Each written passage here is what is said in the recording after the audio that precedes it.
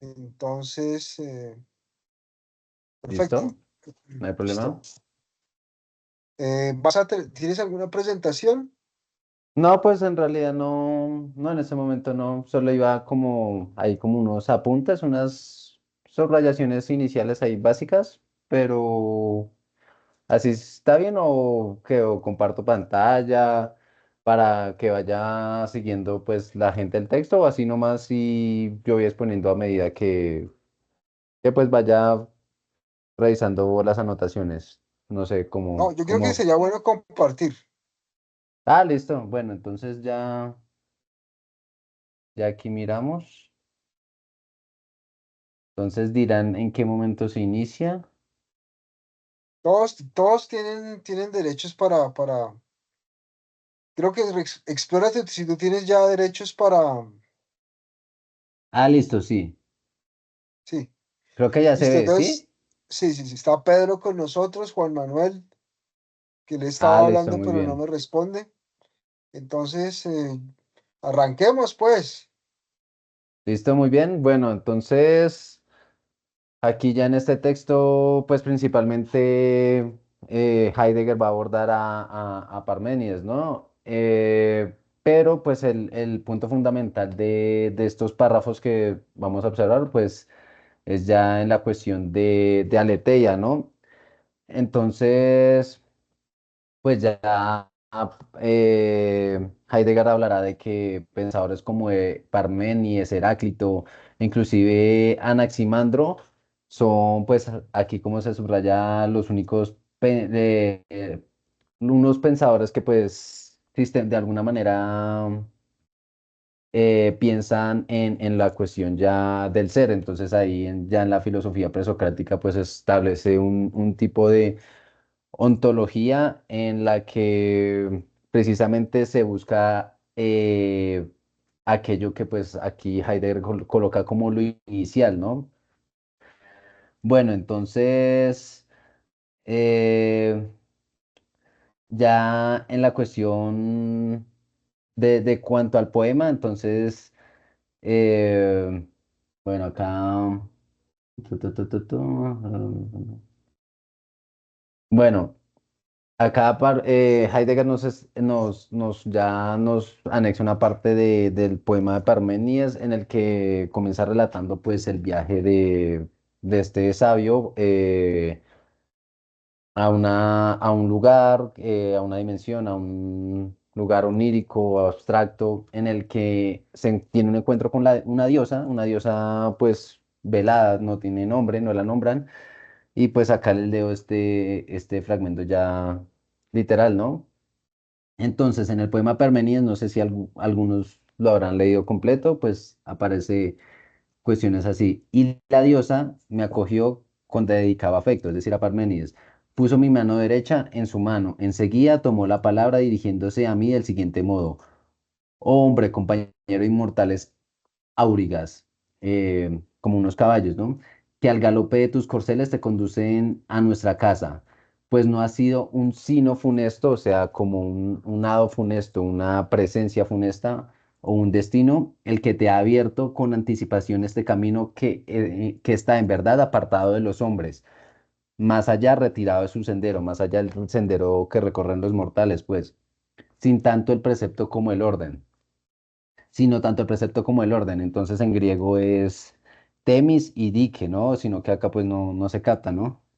Y es necesario que experimentes todo, tanto el desocultamiento de la esfera bien completa del indisimulable corazón. Aquí pues ya más adelante lo explicarán. Parmenides, Heidegger traduce aletheia es por como desocultamiento, no ya tanto como verdad, sino como desocultamiento. Entonces, como también el aparecer mortal que resplandece donde no mora ninguna esperanza de su ocultamiento, sin embargo, eso tendrás que experimentar como lo que resplandece en la necesidad, permanece conforme a la apariencia, en tanto resplandece a través de todo y conduce todo, de este modo a la perfección. Entonces, básicamente, pues en este fragmento le están diciendo a Parmenides, la diosa incógnita le está diciendo que debe aprender una verdad o un desvelamiento, un algo que no es así pues ya apariencia y que asimismo como debe aprender eso, debe aprender pues lo que también está en las opiniones mortales, ¿no? La doxa como tal. Entonces pues ya para Heidegger es importante resaltar que la identidad de la diosa en el poema Parmenides es aletheia, entonces, pero no es así como por decir una diosa de la verdad o del desocultamiento en sí, porque eso sería, digamos, tal y como acá explica, colocar que es una diosa que resguarda la verdad o algo. Y no viene siendo al caso, sino que es para Heidegger, la diosa Parmenides es la diosa verdad, o sea, es la encarnación misma de la verdad, ¿no? Y sin embargo, la cuestión importante es que pese a que muchos eruditos, muchos académicos de toda parte han sostenido que, pues, ya que Parménides era en sí un poeta y por eso se le menciona a este poema como el poema doctrinal, pues en él contiene su doctrina.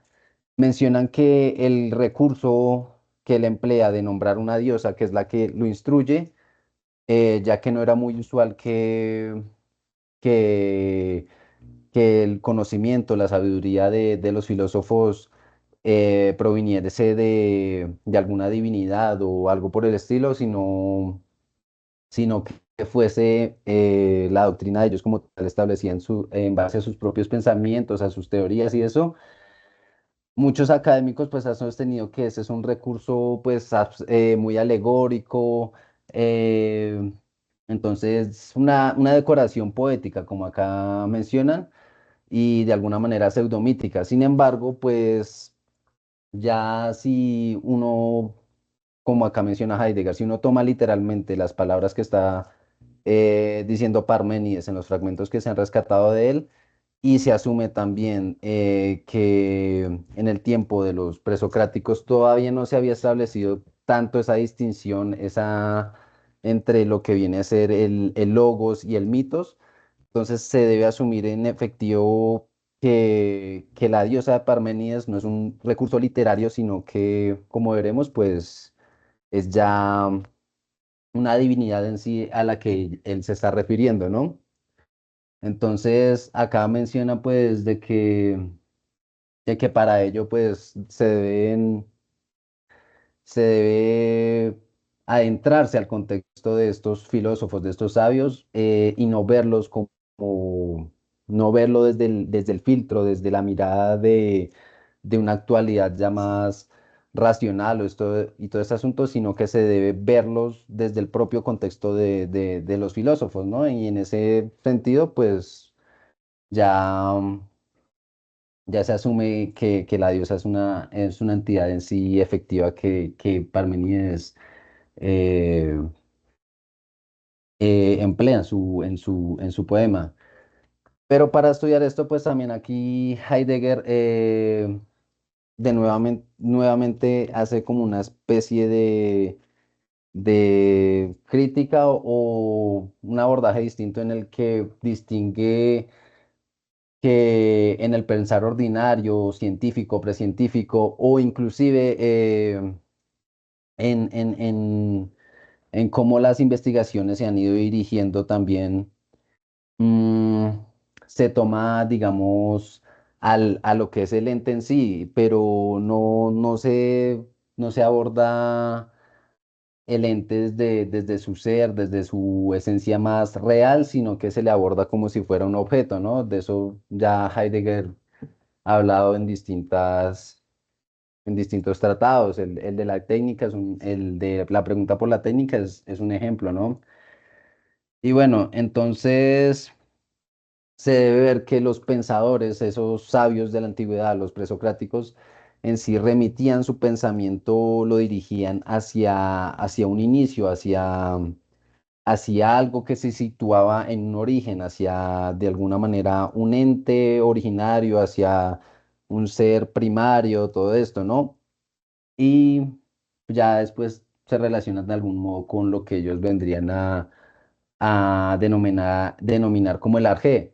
Sin embargo, pues eh, esa doctrina que ellos establecen en base a ese inicio, a esa cuestión, a esa esencia, no es algo que provenga de sus propias elucubraciones o de sus propios pensamientos o de sus propias reflexiones, sino que de algún modo ese inicio, pues acá no es algo dependiente del pensamiento de estos sabios, sino que es algo que de algún modo inicia a esos pensadores, les otorga de alguna manera una iniciación, mencionan acá. Los pensadores, esos sabios, son iniciados en, en esa sabiduría que de alguna manera les otorga el ente. Entonces, pues de ahí de estas ya cuestiones como más ontológicas, metafísicas, Heidegger empieza de alguna manera a tratar de desvelar la identidad del por qué se sitúa a Aletheia como la diosa en sí. Y también hay que tener en cuenta acá que Heidegger en ese texto también hace un pequeño apunte en el que describe que pues algunos pensadores, los pensadores antiguos, a diferencia de los actuales, no necesitaban de alguna manera eh, una cantidad muy amplia de páginas de texto para describir algo que de alguna manera por su simpleza ya era bastante esencial y profundo. em, Sino que pues de alguna manera los pensadores como Hegel o Kant u otros ya posteriores se toman muchos volúmenes de páginas y todo así para describir pues alguna cuestión. Entonces acá Heidegger señala que el hecho de que en la modernidad se necesiten de alguna manera tantas páginas, tantas palabras para describir una verdad simple y sencilla, supone que cuán alejados se ha ido la filosofía de alguna manera, la tradición, ¿no? Entonces, sí, acá ya lo mencioné en esa parte. Y seguimos en que, bueno, acá ya Heidegger empieza a describir unas cuestiones acerca de las traducciones, esto, acá vuelve a anexar nuevamente el poema que les mencioné, lo de la diosa, y también menciona de que esa extraña aparición de la esencia divina en el curso de pensamientos de Parménides, de un pensador, eh, es algo que, como se ha dicho, permanece como en el ámbito de una revelación divina y no es como que la verdad que Parmenides expresa en el poema sea algo que proviene ya de él en sí mismo.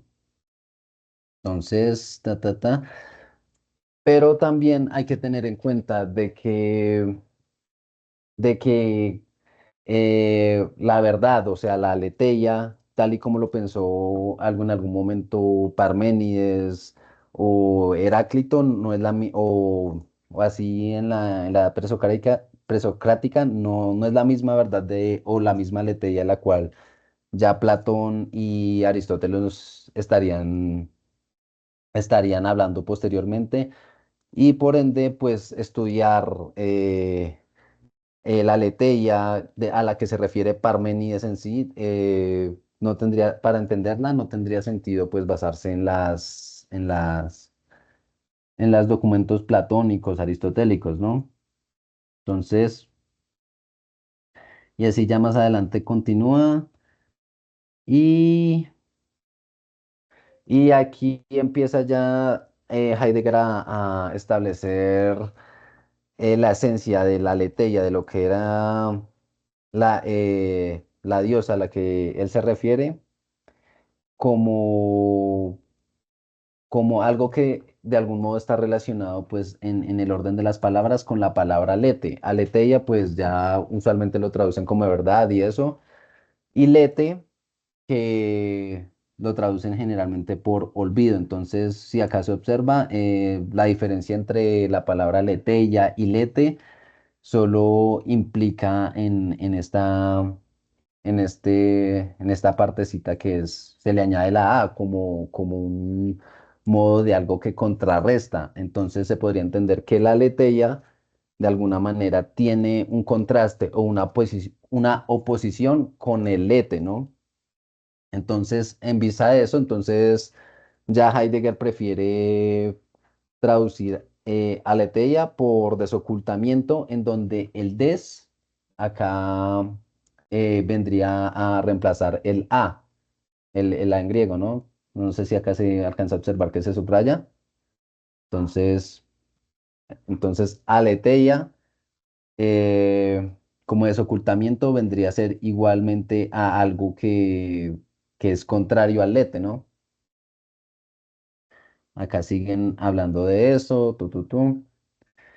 Y en esa cuestión debe entenderse que ya remiten que la palabra desocultamiento tiene que implicar que hay una oposición contra algo que está velado, oculto, y que sin embargo eh, no queda del todo claro quién es el ente o la cosa que oculta o cómo sucede ese ocultamiento y ese ocultamiento, qué efectos tiene sobre, de alguna manera, sobre los que reciben ese ocultar, ¿no?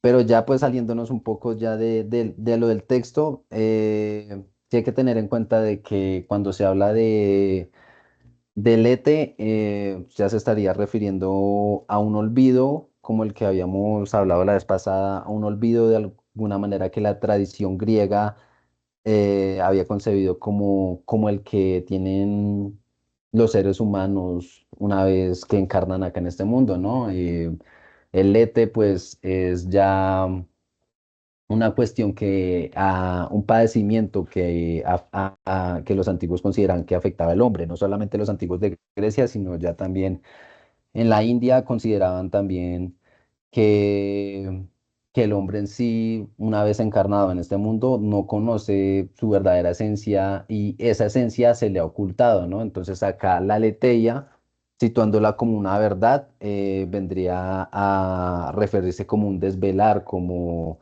un desocultar esa esencia que de algún modo se haya olvidado. Y entonces también acá pues dice que Heidegger establece de que todo el sentido de la palabra aletheia sería falseado si se prefiere traducir como verdad, lo que equivale a veritas en latín, ¿no?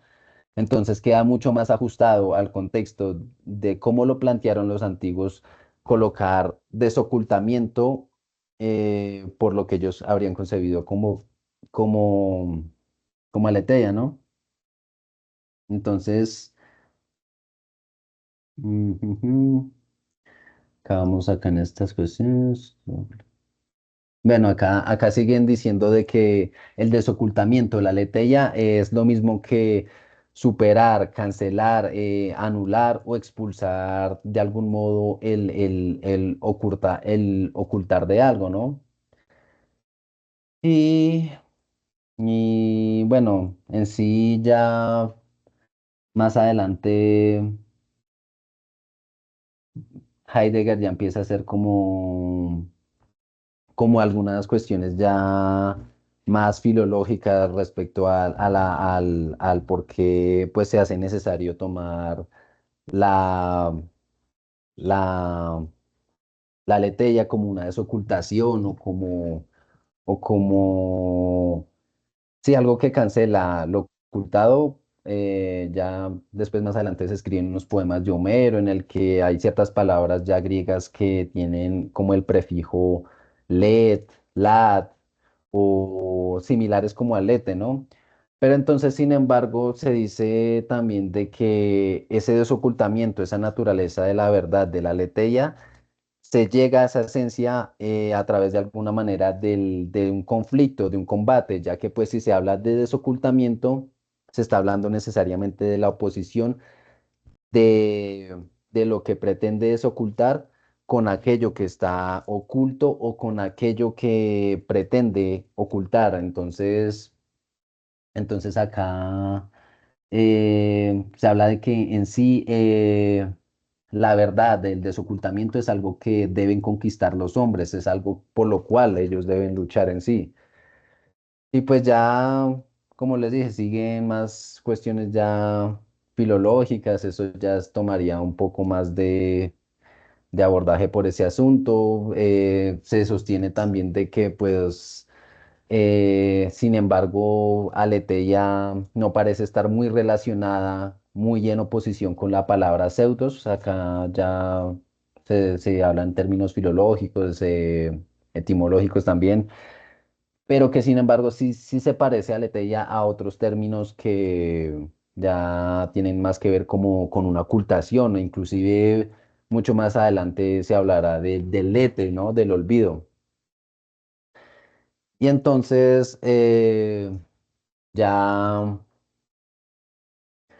eh, ya inclusive más adelante ya Heidegger, eso sí ya va en unas páginas que no alcanzamos a ya colocar en lo que enviamos, que había dicho que era hasta la 35 ya mucho más adelante menciona algo que siempre me ha llamado como la atención en este texto en particular, y es que parece ser, así lo sostiene Heidegger, que es como si una nube infranqueable que ni siquiera los aviones, los aparatos más sofisticados se ha establecido en torno a a la atmósfera terrestre, ¿no? Es algo un poco curioso que lo sostenga así Heidegger, pero que supondría de algún modo que en sí el hombre ha caído pues en el olvido no de algo en particular, de un ente en particular, sino de su propio ser, de su propia esencia, ¿no? Por acá creo que está, por eso, sí, acá lo aparece. Entonces, por eso podría ser, acá le leo esta parte. Por eso podría ser también que una nube en sí misma, invisible del olvido, una nube que es invisible pues porque no se puede percibir, y se hable entonces del olvido del ser, se halle sobre el completo globo terráqueo y sobre su humanidad, una nube en la cual no se olvide este o aquel ente, sino al ser mismo, una nube que ningún avión podría atravesar, así sea capaz de alcanzar la altura más colosal. Entonces también aquí hay algo interesante que resaltar, y es que, bueno, eso ya va en otras reflexiones que Heidegger hace más adelante, de que no solamente el hombre ha olvidado en sí la esencia de su propio ser, e inclusive de algún modo la esencia del mundo circundante, del ser esencial del mundo que lo circunda, sino que la naturaleza del propio olvido ha sido olvidada por el hombre. Es decir, el hombre ni siquiera recuerda que ha olvidado algo. Eso es la que ya aquí nos estaba diciendo Heidegger con respecto a lo del lete. Entonces, la leteia en sí vendría a ser aletheia, o sea, algo que contrasta, que se contrapone, que se opone al lete, al olvido esencial que de alguna manera ha afectado a la humanidad en sí, y como lo sostenía la tradición antigua también. Entonces, la tradición antigua mencionaba de que lo principal era recobrar los recuerdos de sus vidas, de las vidas pasadas, e inclusive también del origen primordial del universo, del cosmos. Para eso, pues, muchos filósofos, muchos sabios trataron, o poetas como Homero, Hesíodo, Orfeo, trataron de situarse en el origen de las cosas, y por eso, pues, ya vemos que los presocráticos insisten mucho en ese principio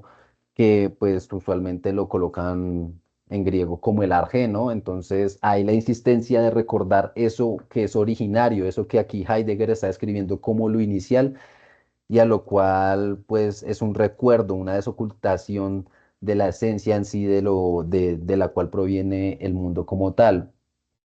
Eso, pues, esa es la cuestión así, ya como parte de este texto.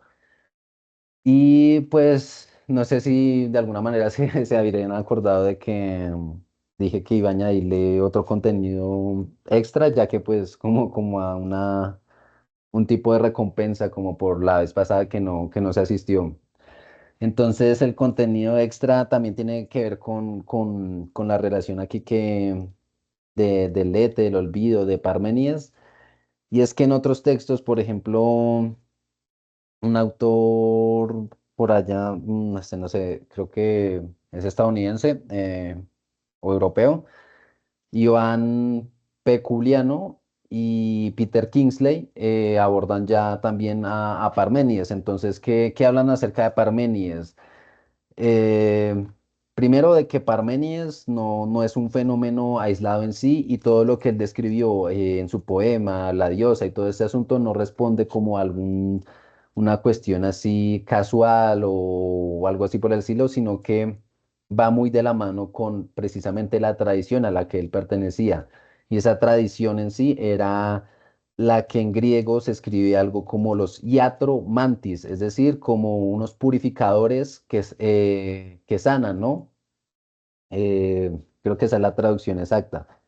Entonces, a esta tradición dicen también que pertenecía de algún modo Pitágoras. Ya pues ya los autores anexan bastante bibliografía, bastantes pruebas para eso, pero pues aquí ya solo les voy a mencionar lo que es en síntesis esta cuestión. Decían Pitágoras, Empedocles, Epímenes de Creta. No sé si alguno conoce a estos personajes, por ejemplo, por ejemplo, a Empedocles se le atribuyen junto a Pitágoras, pues, como un tipo de habilidades bastante sobrehumanas, místicas, bastante salidas de lo común, como por ejemplo el hecho de poder conjurar tormentas en Empedocles, en los poemas de Empedocles de Acragas, que también es un presocrático. eh, Aparece precisamente que su enseñanza también permite de alguna manera conocer la naturaleza de las cosas y poderla de alguna manera manipular. Pimnies de Creta es un personaje también, es uno de los siete sabios, junto con Solón, junto con Tales de Mileto y estas, pero a él se le atribuyen también cuestiones de purificar ciudades, de realizar encantamientos, rituales, cosas así. Y sin embargo, Parmenides, uno de los que habría sido uno de los precursores de la lógica, ya con la cuestión del ser, de que es imposible que lo que es no sea. Entonces, él también estaría afiliado con dicha tradición. Y, y ya en otras cuestiones hablan de que la diosa de la que habla Parmenides ya no la establecen como aletheia, pero sin embargo sí la establecen como con una divinidad que de alguna manera revela la esencia de las cosas tal y cual son. Esa divinidad es Perséfone, la diosa del inframundo, entonces ya la muerte revela las cuestiones más profundas, más esenciales del ser. Y pues precisamente ya se empiezan aquí ya estos autores que hablan de ese tema a vincular cada vez más a Parménides con una tradición que ya de alguna manera estaría también vinculado al orfismo y a cuestiones así. Entonces, pues eso ya es como sintetizando las cosas acá, pero pues sería de pronto un asunto ya para después si se quisiera abordar ya con mucha más detenimiento, con más bibliografía y todo este asunto. Pero bueno, aquí ya estaría como tal el diálogo. Vale, Wilder, hombre, muchas gracias por la presentación. Yo quisiera pues iniciar señalando tal vez algunas cosas de contexto que hubiese sido pertinentes mencionarlas antes de tu intervención, y es un poco mostrar el enlace con lo que hemos venido discutiendo en la sesión anterior a propósito de los estudios fenomenológicos y hermenéuticos de la historia, la filosofía antigua particularmente. Entonces, hemos descubierto que en Heidegger hay toda un camino del pensar hacia la historia de la filosofía desde una metodología que él llama hermenéutica, pero que dice que eso tiene una herencia fenomenológica. Entonces, me parece que aquí también se repite un poco el ejercicio, o sea, porque hay que volver a Aristóteles y otra vez pensar a Aristóteles a través de otras categorías buscando nuevas cosas en Aristóteles. Parece que en Parménides ocurre algo semejante, ¿no? A pesar de que no, digamos que no explicita claramente, digamos, el método como si lo hace en el Aristóteles, pero acá simplemente es como unirse directamente al pensar poético, digamos. Eh, y él habla una cosa, me llama la atención, que él habla es de la esencia, ¿no? Que pensar es pensar la esencia y que Parménides sería un pretexto ideal para aproximarnos a eso que los modernos no han entendido. Y Sí, ahí le da su gorrazo a Kant y a Hegel. A sí. Descartes es más benevolente con Descartes y con Mm, Leibniz, tal vez porque no hicieron textos de pues 300 y 400 páginas. muy condensado, Entonces, sí. él habla de un pensar, digamos, pensar en términos de esencia es un pensar simple, ¿no? Entonces, no un pensar complejo, no es un discurrir largo. Entonces, pensar la esencia implica pensar el lenguaje, ¿ve? Eh, y pues digamos que los modernos pensaron en función de un lenguaje mucho más extenso, más científico, ¿no? Porque él habla que pensar el ser es un pensar precientífico, premoderno, ¿no? Entonces es como que Heidegger en estos ejemplos, en sus análisis de la filosofía antigua, nos está haciendo como unas invitaciones a retroceder, como a regresarnos, como que a parar un poco el movimiento interminable del pensar moderno que siempre es progresivo, que va hacia adelante, que es inclusive teleológico, sino que aquí hay que es como involucionar, ¿no? Que es como, como que nos toca como bien como caminar como los cangrejos, veo yo Sí, ahí, y que en ese retroceder, en ese volver el origen, habría que indagar dónde está el elemento fenomenológico, que yo me atrevo a pensar, así de manera hipotética, que tiene que ver con el mundo de la vida, ¿no? Es decir, el pensar el mundo de la vida, y eso es un concepto fenomenológico, es pensar precategorialmente, y en eso Heidegger y Husserl están de acuerdo, es un pensar también desde la sencillez y la simpleza, ¿no? Y es un pensar el origen. Y me llama la atención que, pues, de manera radical ya Heidegger vea en Parménides un pensar el origen de una forma más, sí, más radical, ¿no? Un pensar nuevo que muy difícilmente los pensadores o el lenguaje filosófico de la modernidad pueda comprender. Ahora, de pronto la filosofía contemporánea sí lo puede comprender, sí, claro, sí. La filosofía actual sí lo puede comprender. De hecho, mm, podríamos decir inclusive mucho más osados de manera hermenéutica. Tomo esta palabra, esta licencia, esta palabra, para decir, por ejemplo, que todo el movimiento del New Age, de la nueva era, y todas esas filosofías místico-religiosas que propenden por un regreso a lo primitivo, un regreso a lo aborigen, un regreso al pensamiento cósmico, están conectados con este planteamiento heideggeriano de pensar el ser y de pensar esos autores, digamos, que no pertenecen a la oficialidad del pensar moderno, sino que más bien están como allá en el margen, en el olvido posiblemente, en el olvido, y tratan de decirle algo al ser humano que ha olvidado, ¿sí? Algo que hay algo que se está olvidando, y eso es un poco toda la filosofía de la nueva era, ¿no? Cuando Sí, digo filosofía de la nueva era me refiero a todo este movimiento del yoga y todo este movimiento de las búsquedas de las religiones espirituales, inclusive podemos hablar del gnosticismo, el misticismo, bueno, eso hay una cantidad. Entonces, me llama la atención también ese otro elemento que me gustaría también, eso ya es como un elemento hermenéutico que yo le hago un poco al texto, está con el texto, pero saliendo del texto. La hermenéutica permite hacer esas cosas. Pues eso nos enseña Heidegger, hacer esas sí. invitaciones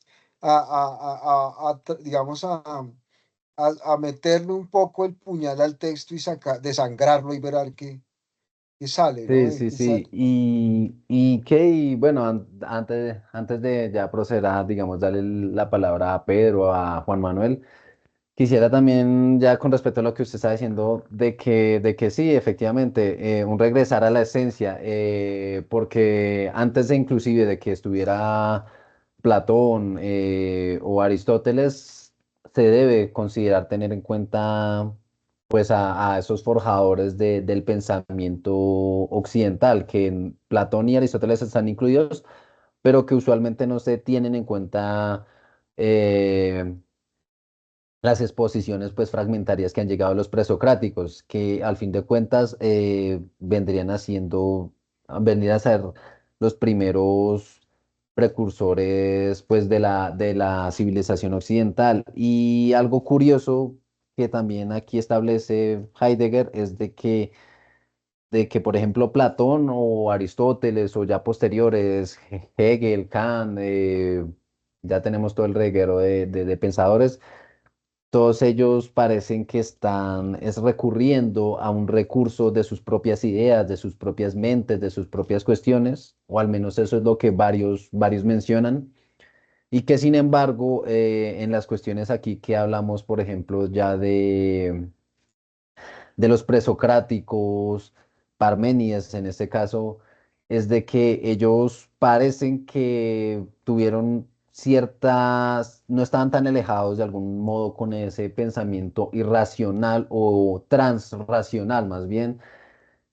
Todavía no está tan definido el discurso lógico y en ese caso ellos no parece que estuvieran en sí transmitiendo sus propias ideas, así como se dice que las sacaran así nomás, sino parece que ellos han visto algo, han percibido algo en la realidad, han llegado de algún modo a traspasar, a franquear la apariencia del fenómeno en sí y han desocultado la verdad, han participado de la aletheia, de la desvelación, del desocultamiento y en base a eso, en base a conocer eso que se halla más allá, eso divino inclusive, han establecido sus tratados e inclusive las leyes de la convivencia de la polis que regían la polis, dicen algunos autores. Acá tenemos acá uno de acá, Peter Kingsley, el que estaba hablando hace un momento. Habla mucho de la cuestión ya de la filosofía presocrática, tomando ya fuentes y esto, pero de alguna manera ya conectando las cosas. Bueno, el punto es que dice que las leyes en la polis en un principio se empezaron a establecer a partir de principios divinos, a partir de algún modo de las revelaciones que le había llegado a estos sujetos que formaron la civilización occidental, tal y como pues sucede en Parménides, que es al final de cuentas una diosa que le revela la identidad, lo verdadero en el ser. Entonces, eso ya como un apunte a tener en cuenta de qué es lo que verdad, qué es el origen en sí de la civilización occidental, qué es el origen del pensamiento de la filosofía, qué es esa, de dónde viene, si es que de verdad vino de la mente de unos cuantos sujetos así casualmente o si proviene de algo mucho más profundo e inclusive de una tradición como la que se está hablando, como la que hablé hace un momento en la que se incluía pues ya Parménides, Empedocles, a varios sujetos que tenían ya mucho más afiliaciones místicas que racionales. Entonces esa es la invitación que se establece aquí con estas cosas y que también retoma Heidegger. Ya, Muy bien, muchas gracias por tu aventura hermenéutica, Wilder, alrededor de los antiguos. Absolutamente interesante y muy en clave del pensamiento teológico y religioso, que me parece también que no podemos desconocer también esa otra realidad que está muy relacionada con la filosofía, claramente. Bien, Pedro, Juan Manuel, está el micrófono a su disposición para sus juicios, observaciones, comentarios.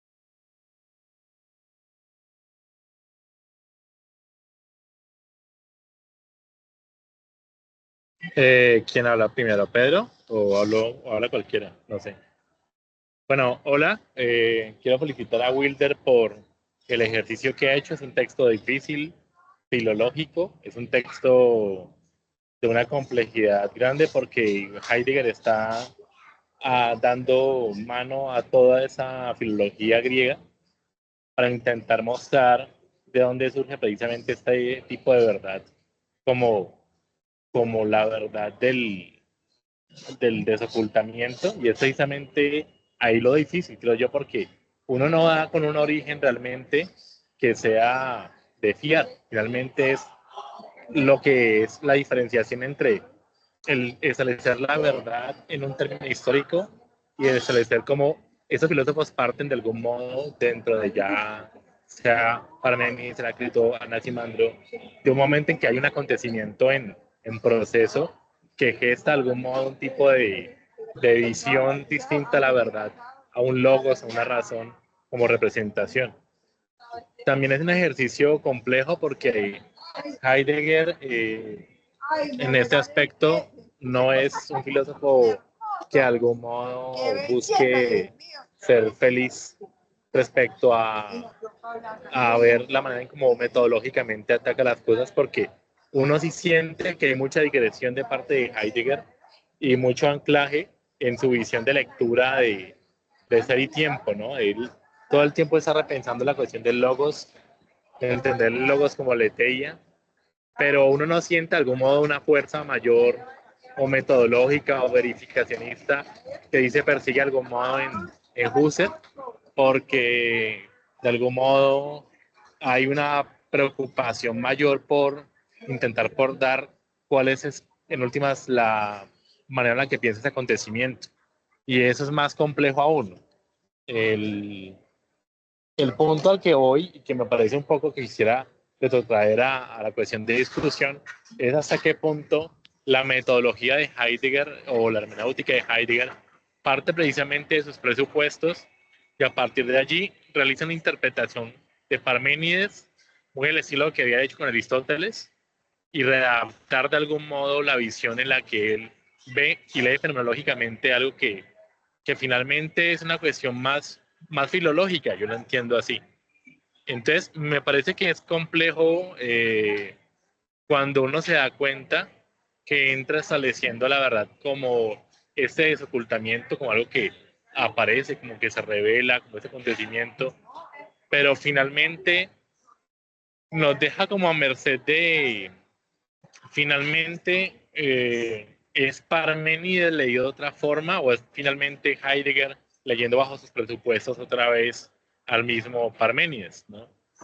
No sé hasta qué punto le hace justicia a esa noción de verdad. Y pues también me pregunto desde el punto de vista de la ciencia, porque muchos científicos o muchas ciencias readaptan las categorías para hacer que parezcan ciencia, ¿no?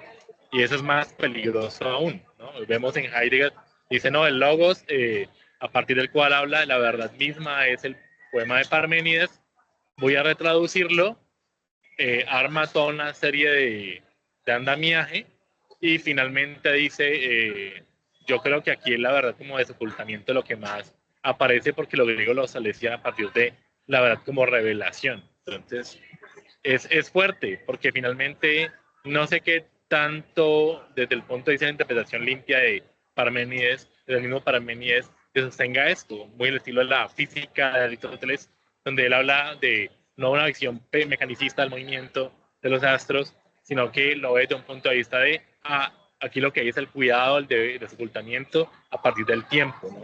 Entonces, sí me deja muchísimo la duda de esta cuestión de la interpretación que realiza, porque siento que es un texto más filológico que fenomenológico, o no sé, es más hermenéutico, considerando aspectos ya difíciles de manejar, porque él sigue manejando la Apophis sigue manejando el Agón, sigue manejando el Logos, sigue manejando el Aletei, sigue entonces, son las mismas categorías, curiosamente. Entonces, agradezco muchísimo a Bolder su lectura y el espacio. Gracias, gracias por asistir también.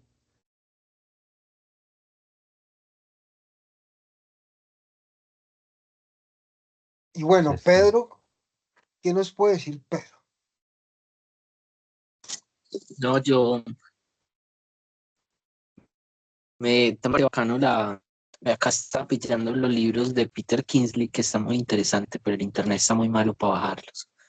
Y pues dos cosas que me llamaron la atención. Primero está de la irracionalidad que está en la raíz de la racionalidad, de cómo eh, por eso el carácter eh, paradójico en general de todo pensamiento racional, ¿no?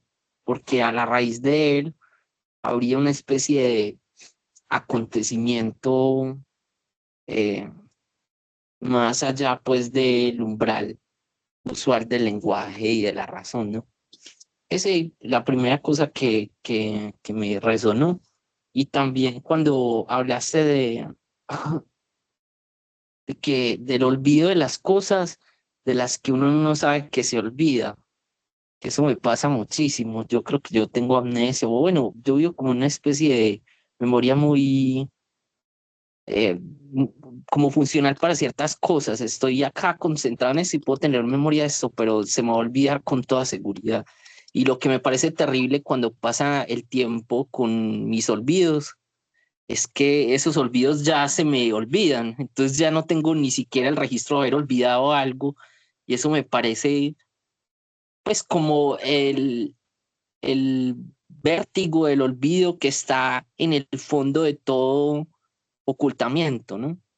Que es un olvido tan devorador, pues que no deja ningún rastro siquiera para pensarlo y que básicamente la humanidad va de olvido a olvido y la metafísica, aunque, eh, o sea, la metafísica mantiene un hilo de un recuerdo, de un desocultamiento, el hilo histórico de un intento colectivo por desocultar y recordar, pero que finalmente puede ser todo infructuoso porque el olvido pues es devorador, es una cosa, sí, aterradora. Cuando pienso en las personas con amnesia, por ejemplo, ya verdadera amnesia, ¿no? Con problemas pues en vacíos en la corriente de las vivencias cotidianas. Eso, pues, me demuestra que de alguna manera el intento de desocultar o recordar tiene también que ver con el intento por estabilizar y darle como, sí, un horizonte a los fenómenos que más o menos estable y acorde pues a las capacidades como del lenguaje, sobre todo. Ya, yo diría eso. Muchas gracias, Pedro. No sé si Wilder quieras Bien. ampliar o... No, sí, pues está muy bien, sí. Definitivamente el olvido en sí mismo, como se manifiesta ya en los hombres, es algo bastante abrumador, no recordar en sí por lo menos las vivencias actuales. Y ya en la cuestión ya que digamos aquí más o menos plantean ya desde un punto de vista más quizá ontológico, metafísico, es que en sí es algo inclusive quizá aterrador saber que, para algunos quizás sea aterrador saber de que la humanidad en sí está como tal sometida a un olvido de su esencia, ¿no? A un olvido de sus memorias primordiales, quizá a saber, precorpóreas, no sé. Pero también es como de alguna manera alentador quizá el plantear de que hubo en alguna época y que quizás se pueda rescatar de nuevo en la actualidad un modo de recobrar aquellas memorias. Entonces ya hay, por ejemplo, ya que hablamos acá de Peter Kingsley, el libro que más habla Kingsley de Parménides, que se lo dedica enteramente, es En los oscuros lugares del saber. Ya lo paso acá en la imagen y el PDF para el que también quiera profundizar un poco en el tema, pero en sí hablan precisamente de aquello mismo, de recobrar la tradición como tal y en sí del contexto cultural, del contexto de Parmenides y el por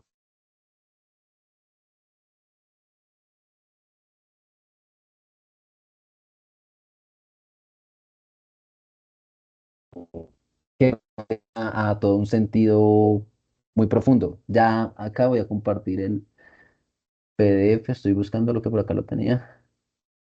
Mm, Pero entonces sí, ya la cuestión del olvido humano es algo muy, muy complejo. A ver,